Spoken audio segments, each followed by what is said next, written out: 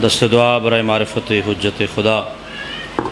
بسم اللہ الرحمن الرحیم۔ اللہم کن لولیک الحجت ابن الحسن علیہ السلام صلواتک علیہ وعلی آبائہ فی ہذہ الساعۃ وفی کل ساعۃ من ساعات لیل والنہار ولیا وحافظا وقائدا وناصرا ودلیلا وعینا حتی تسکنہ ارضک طوعا وتمتعہ فیہا طویلا۔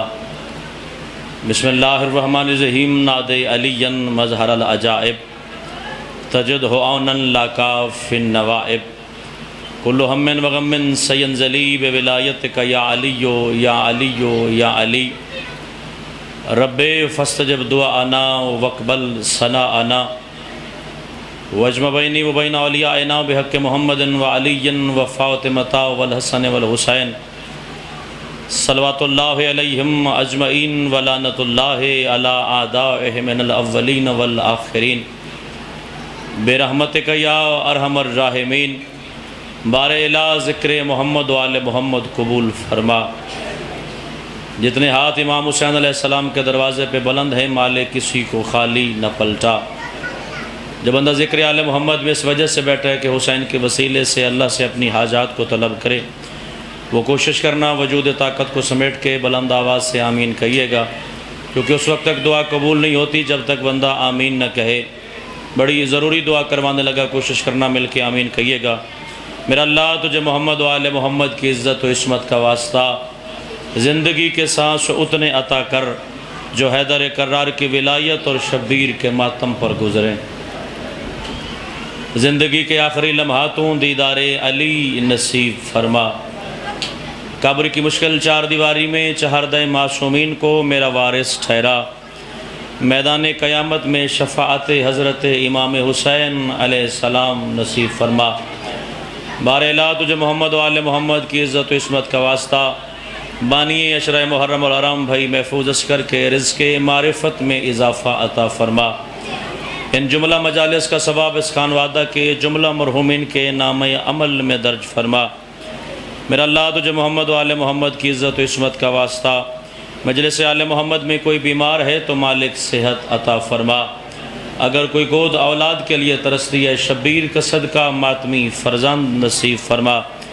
جو بندہ مجلس آل محمد میں بیٹھا ہے کوشش کرنا مل کے بلند آواز سے آمین کہنا۔ میں واجب زمانے کی واجب دعا کروانے لگا ہوں۔ میرا اللہ تجھے غیبت کے پردوں کا واسطہ میرے آخری سردار کے ظہور میں تعجیل فرما۔ میرے وارث پاک کا ظہور ہو جائے، معرفت کے ساتھ نصرت امام نصیب فرما۔ رب صلی علی محمد وآل محمد وعجل فرج آل محمد۔ اول تاخر کوشش کرنا مل کے بلند صلوات۔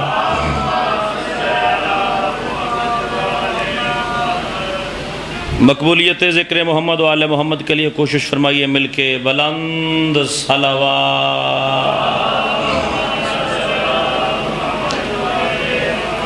آپ زیادہ بیٹھے ہیں، آواز تھوڑی کوشش کرنا، آخری دفعہ صلوات پڑھانے لگا ہوں۔ جو بندہ صاحب و زمان کا نوکر ہے میرے مالک کے ظہور پاک کے لیے مل کے بلند صلوات۔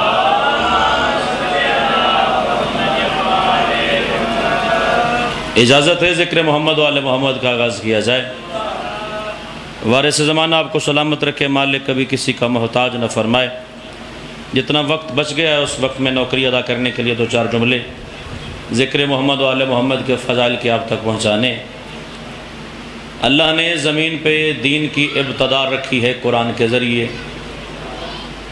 اس قرآن کا مالک و وارث بنایا ہے محمد و آل محمد کے دروازے پہ۔ اللہ کے نبی نے قرآن میں ایک سوال کیا، اسی سوال کے جواب میں مجھے آج کی مجلس پڑھنی۔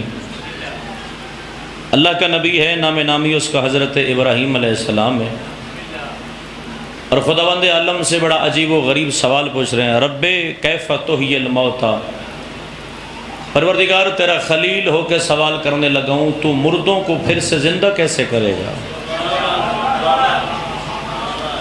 کمر آواز تین قسم کے سوال اللہ کے قرآن میں موجود ہیں، اسی پہ تھوڑی سی روشنی ڈال کے مجھے نتیجہ آپ تک حوالے کر دینا ہے۔ بڑے تھوڑے سے وقت میں بڑی مکمل اور جامع کر کے مجلس میں آپ تک پہنچانے جاؤں۔ حضرت ابراہیم کے سوال سے پہلے ایک عام بندے نے بھی اللہ سے پوچھا تھا، اللہ میاں بتا تو صحیح تو مردوں کو زندہ کیسے کرے گا؟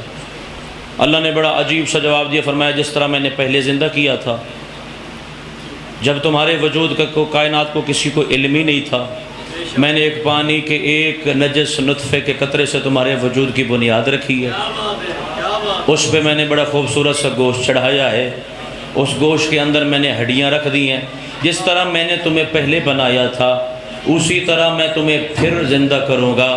یہ عام بندے کا سوال۔ اگلا سوال اللہ کے نبی نے کیا، پروردگار میں نبی بھی ہوں، میں خلیل بھی ہوں، میں زمین پہ تیری حجت بھی ہوں، تیرا ترجمان بھی ہوں، تیرے زبان کا وارث بھی ہوں، مجھے بتا تو کیسے زندہ کرے گا؟ سورہ مبارکہ بقرہ قرآن ممبر پہ لائیے، میں آیت کھول کے دکھا دیتا ہوں۔ اللہ نے فرمایا وہ صرف بندہ تھا، تو میرا امام بھی ہے، تو میرا نبی بھی ہے۔ اسے میں نے سوال کا جواب یہ دیا تھا کہ جیسے میں نے پہلے زندہ کیا میں پھر بھی بندوں کو ایسے زندہ کروں گا، کیونکہ تو میرا زمین پہ حجت ہے، کیونکہ تو میرا زمین پہ امام ہے۔ 4 پرندے بلا لے، ان کو ذبح کر دے، ان کا گوشت آپس میں ملا دے، مکہ اور مدینہ کی چند پہاڑیوں پہ رکھ دے، پھر امامت کی کرسی پہ بیٹھ کے تو ان کو بلا، وہ زندہ ہو کے آ جائیں گے، تو ان کو بلا، وہ زندہ ہو کے آ جائے گا۔ جو بندہ مذہب محمد و آل محمد رکھ کے بیٹھائے، میں قرآن سے محمد و آل محمد کے علم اور استعداد کی بات آپ تک پہنچانے لگا، کیونکہ تو میرا زمین پہ امام ہے، خود پرندے بلا، ان کو ذبح کر، ان کا گوشت تقسیم کر، مکہ اور مدینہ کی پہاڑیوں پہ رکھ، پھر امام بن کے بلا، وہ زندہ ہو کے تیرے پاس آ جائیں گے۔ حضرت ابراہیم نے 4 پرندوں کو بلایا، ان کا گوشت تقسیم کیا، مکہ اور مدینہ کی پہاڑیوں پہ رکھا، پھر امامت کی کرسی پہ اللہ کا نبی بیٹھا، اللہ کے نبی نے انہیں بلایا، وہ جو پرندے کا گوشت تھا وہ اپنی اپنی جگہ سے اٹھا، وہ اپنے اپنے پرندے کے ساتھ ملا، وہ زندہ ہو کے حضرت ابراہیم کے سامنے آ گیا۔ مجھے گزارش فقط اتنی کرنی ہے کہ جب اللہ کا خلیل زمین پہ بیٹھ کے مردہ زندہ کر سکتا ہے تو محمد کیوں نہیں کر سکتا؟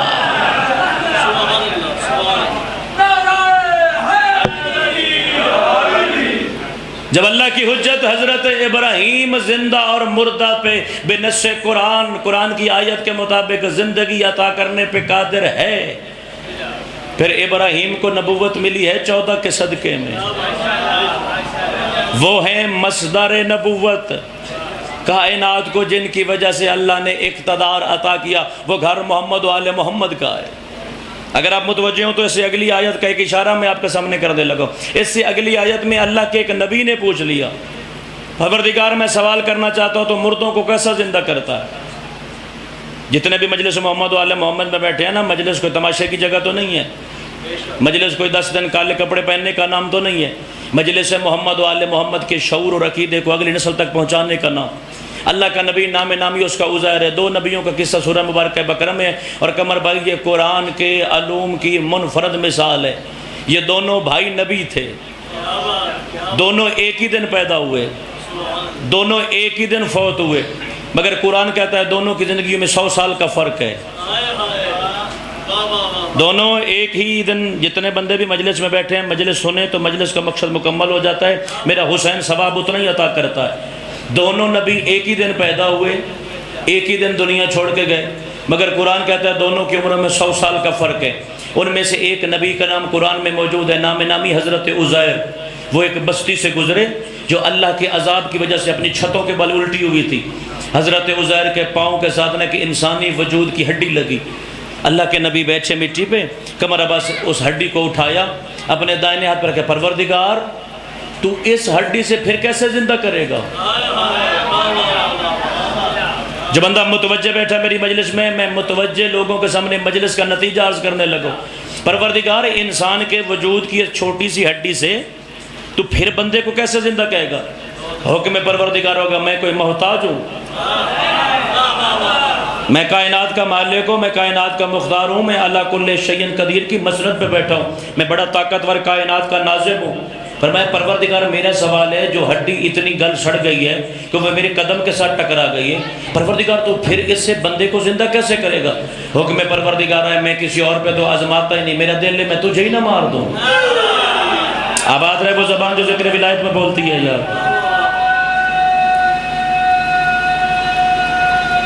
مل کے خوبصورت کر کے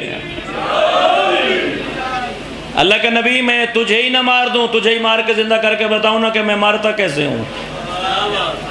میں زندہ، جو بندہ جانتا ہے کہ یہ عشرہ ثانی کیسے امام کی شان کے ساتھ مطابقت رکھ کے منایا جاتا ہے، وہ میری آنکھوں میں آنکھیں رکھیے گا۔ میں امامت کا اقتدار کی ایک جھلک تیری آنکھوں کے سامنے رکھ کے ممبر چھوڑوں گا۔ اللہ کے نبی میں تجھے ہی نہ مار دو، اللہ نے کھڑے کھڑے اسی قدم پہ حضرت عزیر کو موت دے دی۔ میں اللہ کے قرآن کا واقعہ پڑھ رہا ہوں۔ کوئی روایت ہوتی تو بندہ دیوار پہ بھی دے مارتا ہے، کتاب ہو تو بندہ کہہ دیتا ہے یہ میرے مذہب کی نہیں، میں تو بات ہی قرآن سے کرنے لگا ہوں اور میں نتیجہ ہی قرآن سے دینے لگا ہوں۔ اللہ کے نبی کو اللہ نے کھڑے کھڑے قدموں پہ مار دیا، 100 سال اللہ نے مارے رکھا، 100 سال کے بعد اللہ نے کمر عباس سے زندہ کیا، اور اللہ قرآن میں پوچھ رہا ہے کم لبثتا، میرے نبی بتا کتنی دیر سویا؟ کہتے پروردگار یا میں پورا ایک دن سویا یا میں اس دن کا بھی کچھ حصہ سویا۔ آواز پروردگار ہے تو ایک دن نہیں سویا، تو آدھا دن نہیں سویا، بلکہ میں نے تمہیں 100 سال کے بعد زندہ کیا ہے۔ پروردگار قرآن ایک ہے، اس میں سوال بھی ایک ہے، اس کے جواب دین کیوں؟ بندے نے پوچھا تو نے بتایا جیسے پہلے زندہ کیا تھا پھر ویسا زندہ کروں گا۔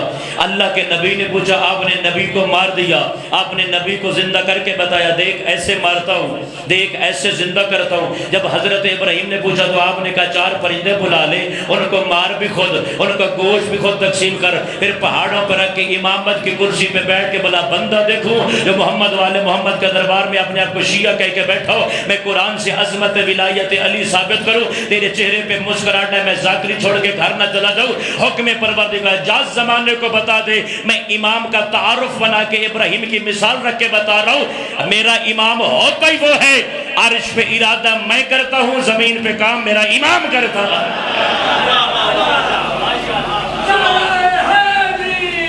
علی بادشاہ والے سے کائنات، میں نے قرآن میں امامت کی بنیاد رکھ کے ابراہیم کا معجزہ رکھ کے بتا دیا۔ زمانے والے یاد رکھو، عرش پہ ارادہ میرا ہوتا ہے، فرش پہ میرے ارادے پہ عمل کرنے والے کا نام امام ہوتا ہے۔ امام وہ ہوتا ہے جو آسمانوں سے میرا اللہ بنائے، یہ خیمہ بستی لگا کے بندوں کی مشاورت سے امام نہیں بنتے۔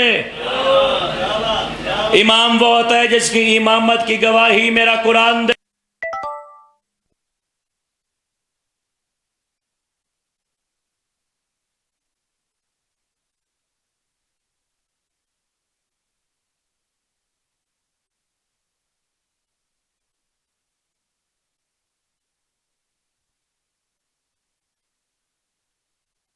کی خشک لکڑیاں حضرت ابراہیم کو زندہ جلانے کے لیے، کیونکہ حضرت ابراہیم کے پاس عہدے زیادہ۔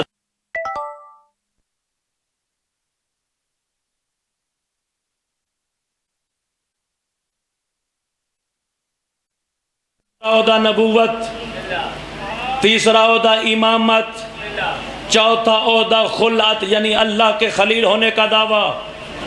یہ 1,24,000 نبیوں میں واحد نبی ہے جس کا زمین پہ دعویٰ میں اللہ کا دوست ہوں۔ کم از کم 6 مہینے جنگل کی خشک لکڑیاں اکٹھی کی گئی، اور کتابوں نے اتنی حدت بتائی ہے اس آگ کی کہ کم از کم 6-7 میل پرندہ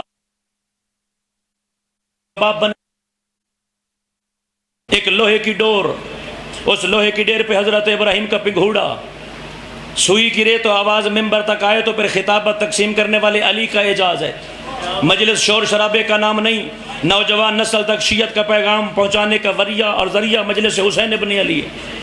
کم از کم 6 میل تک آگ، لوہے کی ڈور پہ حضرت ابراہیم کا پنگھوڑا، وہاں بیٹھا مکراز کینچی والا، وہ ہے حکم نمرود کا منتظر کہ وہ رومال کا اشارہ کرے گا، میں ڈور کاٹوں گا، ابراہیم کا جھولا جلتی ہوئی آگ میں گرے گا، نہ ابراہیم بچے گا، نہ پنگھوڑا بچے گا، نہ اس کی امامت بچے گی، نہ کوئی ابراہیم کو تسلیم کرنے والا بچے گا۔ قصر نمرود کی چھت پہ نمرود کی بیٹی کھڑی تھی، اس نے غور سے دیکھا، شکل سے بڑا شریف لگتا ہے، حالانکہ اس نے کبھی یہ نہیں کہا کہ مجھے مانو، جب بھی کہتا ہے میرے خدا کا سجدہ کرو، یہ شکل سے بڑا شریف لگتا ہے، یہ ہر وقت میرے ابا نمرود کو اسلام کی دعوت دیتا ہے، کاش ایک دفعہ اپنی سریلی زبان سے مجھے بلاتا، میں اس کا اسلام قبول نہ کرتی۔ تو علی ابن ابی طالب کا نوکر ہے، حسین کا ماتمی ہے، تو میری مجلس میں پتھر رکھ، اگر پتھر سے نام علی کی صدا آئے تو مجھے اتنا عرصہ علی کے دروازے پہ سجدہ کرنے کا فائدہ کیا ہوا۔ وہاں سے قصر نمرود کی چھت پہ نمرود کی بیٹی کے دل میں حضرت ابراہیم کی محبت پیدا ہوئی، عرش پروردگار بولا جبریل جلدی کر میرا آسمان چھوڑ دے، وہ دیکھ ابراہیم کی محبت میں نمرود کی بیٹی اس جلتی ہوئی آگ میں چھلانگ لگانے لگی ہے، جا اس کی کلائی تھام ابراہیم کے پنگھوڑے میں بٹھا کے ابراہیم کے ساتھ نکاح پڑھا کے زمانے میں اعلان کر کے بتا دے میرا امام ہوتا ہی وہ ہے جو نہ خود آگ میں جلتا ہے نہ چاہنے والوں کو جلاتا ہے۔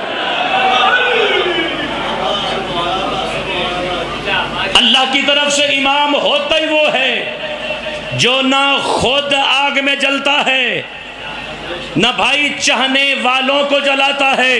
جس بندے کا دعویٰ کہ میں علی کا نوکر ہوں، چہرے پہ ولایت علی کی مسکراہٹ رکھیے گا، میں مجلس کا نتیجہ تیرے حوالے کرنے لگا۔ ابراہیم کی وجہ سے خود ابراہیم جلنے سے بچ گئے، ابراہیم کی وجہ سے بھائی ایک لکڑی کا پنگھوڑا جلنے سے بچ گیا، ابراہیم کی وجہ سے وہ ایک مستور بچ گئی۔ سر اٹھائے جو علی کا نوکر بن کے میری مجلس میں بیٹھا ہے، جو دنیا کی آگ سے بچائے اسے ابراہیم کہتے ہیں، جو جہنم سے بچائے اسے علی کہتے ہیں۔ یہ خدا نے اقتدار امامت اپنے قرآن میں رکھ کے لوگوں کو بتایا، جو میرا امام ہوگا وہ زندگی اور موت پہ بھی قادر ہوگا، جو میرا امام ہوگا وہ لوگوں تک رزق پہنچانے پہ بھی قادر ہوگا۔ اور جس امام کا تذکرہ کرنے کے لیے آپ 8-10 دن اس امام حسین کے دروازے پہ بیٹھے ہیں نا، یہ بھی اتنا ہی بڑا امام ہے جتنا علی ہے، کیونکہ اللہ کا امام ہوتا ہی وہ ہے جس کے قدم کی ٹھوکر میں اللہ نے مردوں کی زندگی لکھی ہو۔ تیرے اسی چوتھے مولا کا زمانہ تھا اور بلک سے ایک مومن چلا تھا، وہ ہر سال مولا کی زیارت پہ آتا تھا، اور جب بھی مولا کے پاس آتا تو مولا کے لیے بڑے تحفے تحائف لاتا تھا۔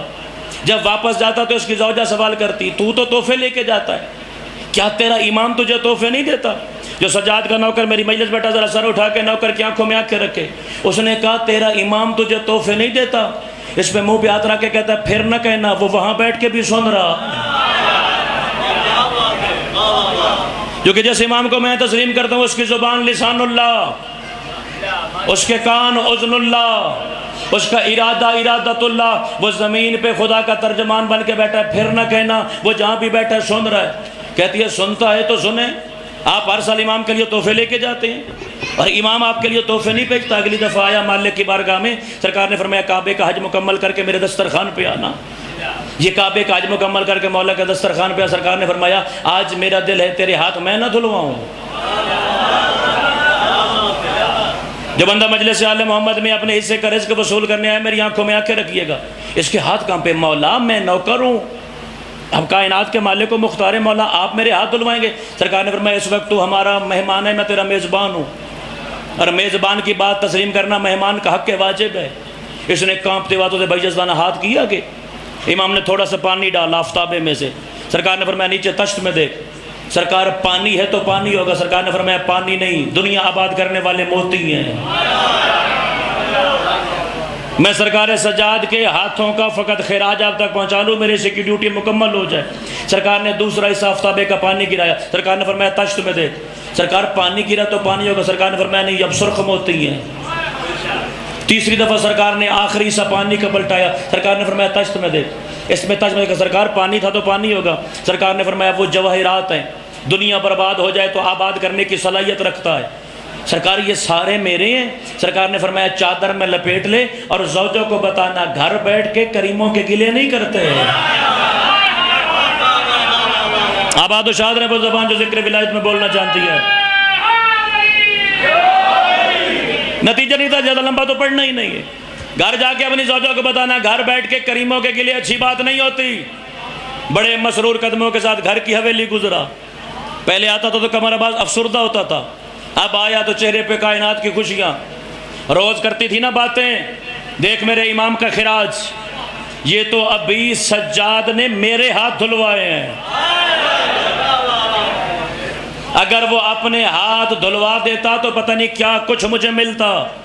یہ وہ ہے جو اس کی نگاہ کرم سے میرے ہاتھوں کی میل ہے، اگر وہ عطا کرتا، کہتی ہے جی میں بڑی شرمندہ ہوں، اگلی دفعہ جائیں گے تو میں آپ کے ساتھ جاؤں گی، میں جا کے اپنے کیے کی معافی بھی مانگوں گی اور مولا کی بارگاہ میں زیارت بھی پیش کروں گی۔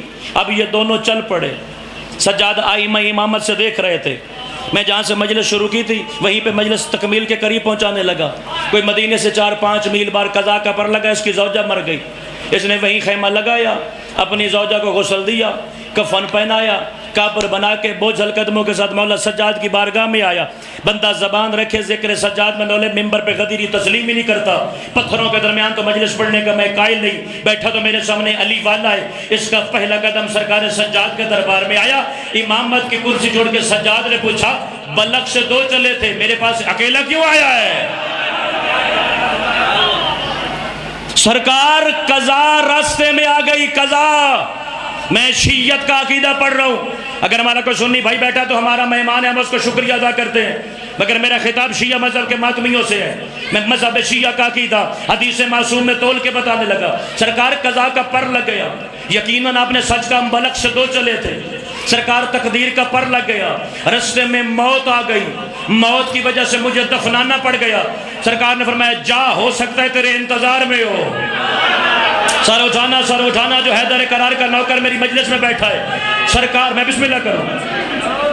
سرکار نے کہا جا, ہو سکتا ہے اپنی قبر پہ تیری انتظار میں بیٹھی ہوں. سرکار بات سمجھ میں نہیں آئی. اپنے ہاتھوں سے غسل دیا ہے, اپنے ہاتھوں سے کفن پہنایا ہے.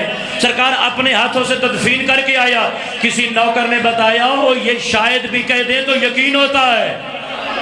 اگر سجاد نے کہہ دیا تیرے انتظار میں ہے تو یقیناً تیرے انتظار میں ہوگی. ختم ہوتی میری آج کی مجلس, نتیجہ وصول فرمائیے گا.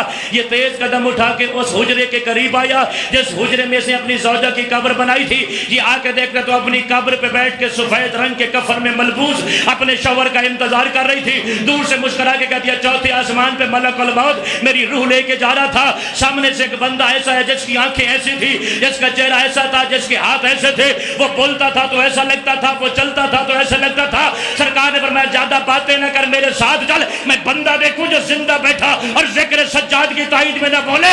اس زوجہ نے اس کے شوہر کی کلائی پکڑ کے واپس لایا. سرکار سجاد کے دربار کا دروازہ کھلا. اس کا پہلا قدم آیا, ہاتھ چھڑا کے کہتی ہے اور جس نے ملک الموت کو ڈانٹا تھا وہ سامنے تو بیٹھا ہے. اللہ یہ ہاتھ سلامت رکھے جو عظمت زین العابدین پہ اٹھا ہے میری مجلس میں. جس نے چوتھے آسمان پہ ملک الموت کو ڈانٹا وہ سامنے تو بیٹھا ہے. نتیجہ وصول کرنا زمین پہ حجت اور امامت کے انداز سے زندگی گزارتی ہے. یہ دوڑا آ کے مولا سجاد کے قدموں پہ گر پڑا. سرکار سمجھ نہیں آئی. میں جب آپ کے دربار میں پہنچا آپ مصلی پہ تھے, سجدے پہ سجدہ جاری تھا.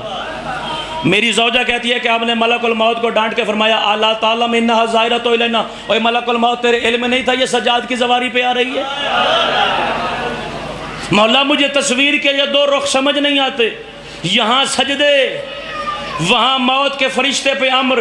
سرکار سجاد نے فرمایا یہی تو ہماری امامت کا پرتو ہے. زمین پہ بیٹھ کے سجدہ کر کے اس کی توحید بچاتے ہیں, عرش پہ بیٹھ کے خدائی چلاتے ہیں. حجت جس عمل میں بھی نظر آئے وہ کائنات میں قادر اور مقتدر ہوتی ہے. اس دروازے کا جو علی نظر آئے گا, جو محمد نظر آئے گا, جس حجت کے دروازے پہ جائیں گے وہ مصائب کی آخری سرحد پہ بھی بیٹھا ہوگا نا تو اقتدار میں مصطفیٰ کے برابر ہوگا. چونکہ یہی امتحان ہے زمین والوں کا کہ ہر حال میں حجت کی تعظیم کیسے کرنی ہے. اگر زمانہ حجت خدا کی اطاعت پہ رک جاتا تو کربلا میں عالیہ کے خیمے نہ جلتے. اللہ اکبر. دامن وقت میں سے زیادہ گنجائش بھی نہیں ہے اور مجلس مکمل کرنے کے لیے ایک مقتل کا جملہ بھی مجھے ضرور کہنا ہے. زیادہ سے زیادہ 2 سے 2.5 منٹ میں ممبر چھوڑ کے اپنے بھائی کے حوالے کرنے لگا ہوں. پوچھا تھا فیصل آباد کے کسی ماتمی نے مجھ سے, مجھے بتاؤ شام غریباں کیا ہوتی ہے؟ جملہ ایک ہی ہے, وقت بھی شام غریباں کا ہی ہو گیا. اگر ہائے کا حق ادا کر دو. میں نے کہا عباس نہ ہو اور علی کی بیٹیاں اکیلی رہ جائیں, اسی کو شام غریباں کہتے ہیں. کربلا کے جنگل میں علی کی شہزادیاں اکیلی رہ جائیں اور غازی عباس پہرے دینے کے لیے موجود نہ ہو. اور یاد رکھنا ممبر آل محمد پہ بڑے اعتماد اور بڑی ذمہ داری کے ساتھ جملہ کہنے کا پابند ہوں. انہوں نے زینب کے خیموں کو لوٹنے کے لیے رات ڈھلنے کا انتظار نہیں کیا ہے. مجھے آپ کے بہتے ہوئے آنسوؤں کی قسم ہے, ابھی عباس اترا تھا یا کسی بندے نے آ کے لشکر یزید کے امیر کو مبارک دی, مبارک ہو کربلا کی جنگ فتح ہو گئی. یہ غصہ کر کے کہتا ہے ابھی تک حسین جیسا امام زندہ, تو کہتا ہے کربلا کی جنگ تمام ہو گئی. مسکرا کے کہتا ہے تجھے کیا خبر، غازی نہ رہا تو حسین بھی زندہ نہیں ہے. کیونکہ کربلا کی جنگ غازی شہنشاہ کے گھوڑے کی زین اترنے پہ ختم ہو گئی تھی. اس کے بعد تو امامت کا اقتدار دکھانے کے لیے میرے شبیر نے ایک حملہ کیا ہے. 13ویں ضرب تمام ہوئی شبیر کی، لشکر یزید میں اعلان ہوا جاؤ لوٹو ان کا غازی مارا گیا ہے، جاؤ لوٹو ان کو بچانے والا کوئی نہیں بچا ہے. روایت مجھے صرف ایک کہنی اسی پہ مجلس تمام ہو جائے گی. کہہ دیتے ہیں نا شبیر کے مداح خان کہ علی ابن ابی طالب میدان کربلا میں پہنچو تو میری شہزادی نے پوچھا گھوڑے سوار بتا تو آنے والا کون ہے. یہ میری شہزادی کے علم کی توہین ہے. علی جیسا امام ملنے آئے، عالیہ جیسی شہزادی استقبال کرنے کے لیے موجود ہو. یزدان بھائی میں نے کتابوں میں اپنی آنکھوں سے جملہ اس انداز سے دیکھا ہے، 64 پردہ داروں کے درمیان زمین کربلا پہ بیٹھی تھی، علی ابن ابی طالب کی خوشبو امامت کو محسوس کر کے کہتی ہے کسی کے پاس چادر کا کوئی ٹکڑا ہوتا مجھے دو، اکبر کا پرسہ دینے بابا علی آیا ہے. بڑی مشکل سے حسین کے یتیموں کو اکٹھا کیا. اکٹھا کرنے کے بعد میری شہزادی نے سوال کیا حسین کے یتیموں تمہیں نیند نہیں آتی؟ رو کے کہتی اماں کیا بتائیں، جس کے پہرے پہ سوتے تھے وہ بازو کٹا کے سو گیا. میری شہزادی نے فرمایا اگر تمہارے سونے پہ دل ہو تھوڑی دیر کے لیے میں لہجہ عباس اختیار کروں.